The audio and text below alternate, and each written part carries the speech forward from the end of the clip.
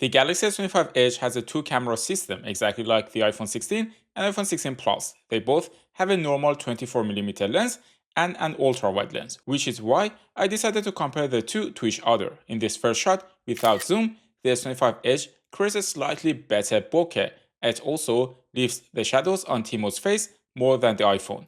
The iPhone appears a bit contrasty in this shot. This shot is taken in portrait mode, and they both did a good job detecting the subject and blurring the background. The S25 Edge has more of a magenta tone, while the iPhone has a bit of a green tone. You can see here that the iPhone is more vibrant and contrasty.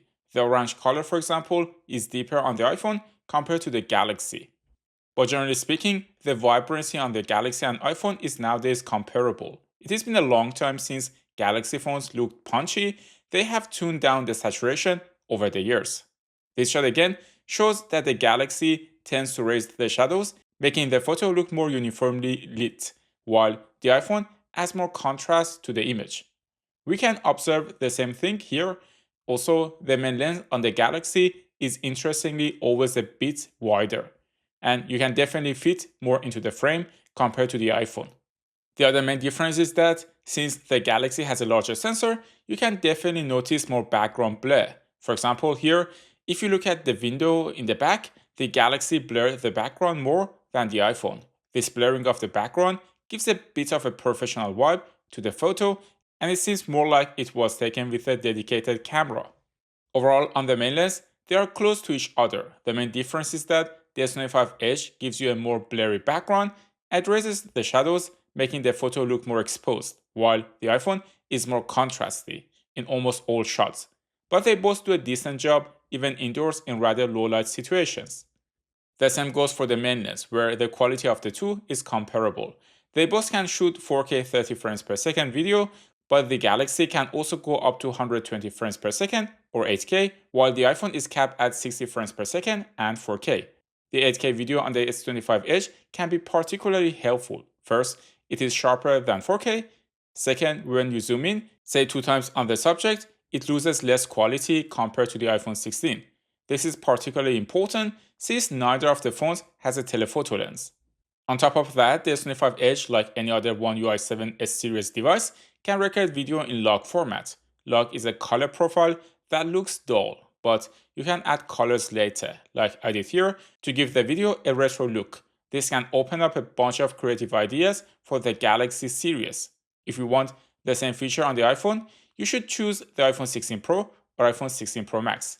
The iPhone 16 can also take decent 4K 30 frames per second videos, but it's a bit limited for quote-unquote pro use because it lacks log support. It's handicapped by Apple on purpose and offers no 8K or 120 frames per second for better slow motion footage.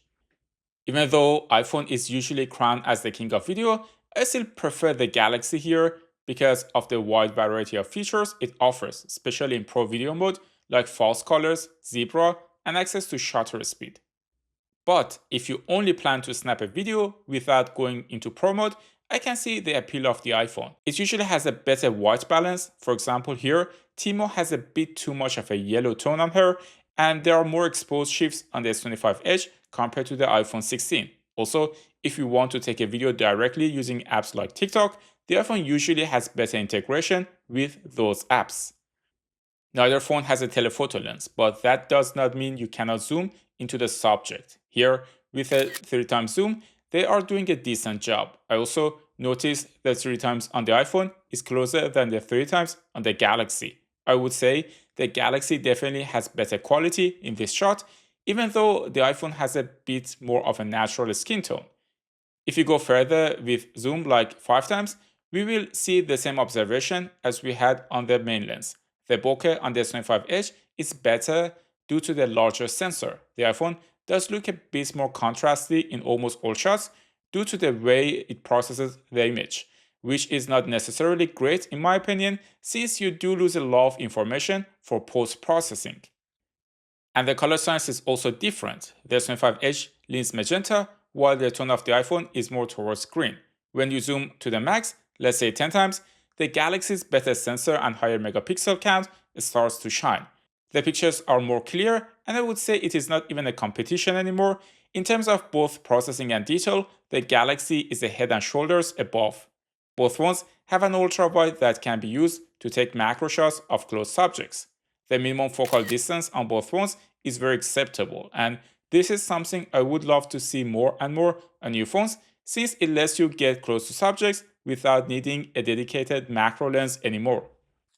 For normal ultra-wide shots, at least in this specific instance, I do prefer the shot on the Galaxy S25 Edge compared to the iPhone 16, especially when it comes to Timo's face.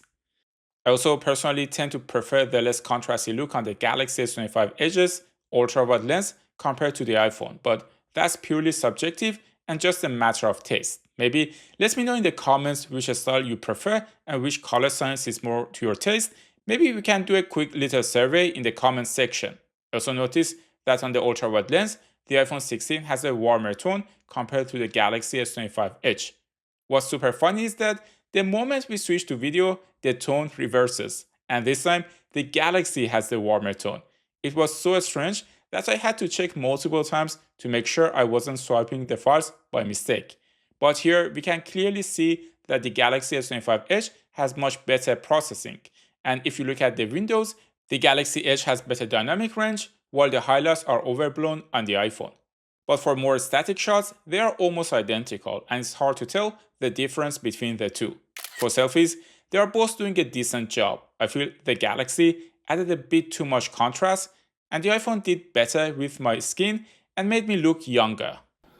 We are testing the selfie camera on the Galaxy Edge and iPhone 16.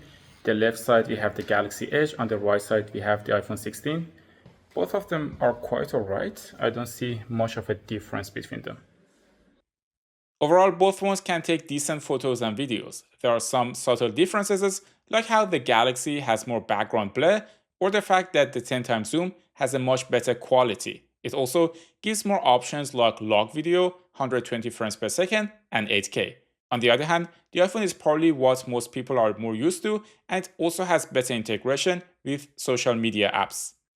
The problem with both of them is the lack of telephoto lens, something that the S25 Ultra, for example, does have. If you want to know more about the Galaxy Edge, you can watch the comparison of the Galaxy S25 Edge versus Ultra versus S25 next. Thanks for tuning into Tecmo, and I will see you in the next one.